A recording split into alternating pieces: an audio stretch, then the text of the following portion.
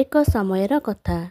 ଜଣେ ମାତା ଏବଂ ପୁଅ ଏକ ଗରିବ ପରିବାରରେ ବାସ କରୁଥିଲେ। ମା ତାଙ୍କ ପୁଅର ଭରଣ ପୋଷଣ ପାଇଁ ବହୁତ ସଂଘର୍ଷ କରୁଥିଲେ। ସେ ଅନ୍ୟର ଘରେ କାମ କରୁଥିଲେ ଏବଂ ପୁଅକୁ ପାଠ ପଢ଼ାଉଥିଲେ ଏବଂ ପୁଅର ପ୍ରତ୍ୟେକ ଆବଶ୍ୟକତା ପୂରଣ କରିବାକୁ ଚେଷ୍ଟା କରୁଥିଲେ। ସମୟ ଅତିବାହିତ ହେଲା ଏବଂ ପୁଅ ପାଠ ପଢ଼ି ଏକ ବଡ଼ ଅଧିକାରୀ ହେଲା। ତାର ମଧ୍ୟ ଏକ ଭଲ ପରିବାରରେ ବିବାହ ହୋଇଥିଲା। କିନ୍ତୁ ବର୍ତ୍ତମାନ ସେ ନିଜ ମାଆକୁ ତାଙ୍କ ସହିତ ରଖିବା ପାଇଁ ଲଜ୍ଜିତ ଅନୁଭବ କରୁଥିଲା, କାରଣ ତାଙ୍କ ମାତାଙ୍କ ଆଖିକୁ ଦେଖା ଯାଉନଥିଲା। ଦିନେ ମା ତାଙ୍କ ପୁତ୍ରର କାର୍ଯ୍ୟାଳୟକୁ ଯାଇଥିଲେ, କିନ୍ତୁ ସେଠାରେ ଲୋକମାନେ ଦରିଦ୍ର ଓ ଦୁର୍ବଳତାକୁ ଦେଖି ମଜା ଉଡ଼ାଇଥିଲେ। ଏହା ଦେଖି ପୁଅ ବହୁତ କ୍ରୋଧିତ ହୋଇ ମାଆକୁ ଗାଳି କରି କହିଲା, "ମା, ତୁମେ ମୋ ଠାରୁ ବର୍ତ୍ତମାନ ଦୂରରେ ରୁହ। ମୋତେ ଲାଜ ଲାଗୁଛି।" ମା ଚୁପଚାପ ସେଠାରୁ ଚାଲିଗଲେ।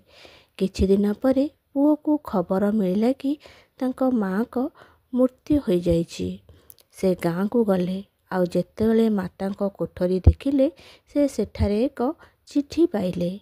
ଏଥିରେ ଲେଖାଯାଇଥିଲା କି, ପୁଅ, ଯେତେବେଳେ ତୁମେ ଛୋଟ ଥିଲ, ତୁମର ଏକ ଆଖି ଦୁର୍ଘଟଣାରେ ହରାଇ ବସିଥିଲ।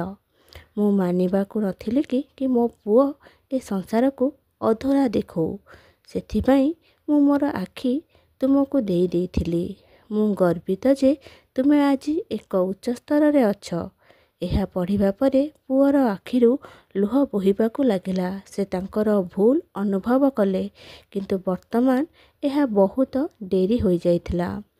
ବନ୍ଧୁଗଣ, ଆମେ ଏ କାହାଣୀରୁ ଶିଖିଲେ ଯେ ମାଆର ପ୍ରେମ ଏବଂ ବଳିଦାନ ହେଉଛି ସବୁଠାରୁ ମୂଲ୍ୟବାନ। ଆମେ ଆମର ପିତାମାତାଙ୍କୁ କଦାପି ଅଣଦେଖା କରିବା ଉଚିତ ନୁହେଁ, କାରଣ ସେମାନେ ଆମ ପାଇଁ ସେମାନଙ୍କର ଖୁସିକୁ ତ୍ୟାଗ କରିଥାନ୍ତି। ଆଶା କରୁଛି ଆଜିର କାହାଣୀଟି ଆପଣମାନଙ୍କୁ ନିଶ୍ଚୟ ପସନ୍ଦ ଆସିଥିବ। ଯଦି କାହାଣୀଟି ପସନ୍ଦ ଆସିଥିବ, ଭିଡ଼ିଓଟିକୁ ଲାଇକ୍ କରିବେ, ସେୟାର କରିବେ, ସବସ୍କ୍ରାଇବ୍ କରିବାକୁ ଆଦୌ ଭୁଲିବେନି। ପାଖରେ ଥିବା ବେଲ୍ ଆଇକନ୍କୁ ପ୍ରେସ୍ କରିବେ, ଯାହାଦ୍ୱାରା ମୋ ଭିଡ଼ିଓର ପ୍ରଥମ ନୋଟିଫିକେସନ୍ ଆପଣମାନେ ପାଇପାରିବେ। ପୁଣି ଦେଖା ହେବ ଆଉ ଏକ ସୁନ୍ଦର କାହାଣୀ ସହ। ରହିଲି। ଜୟ ଜଗନ୍ନାଥ।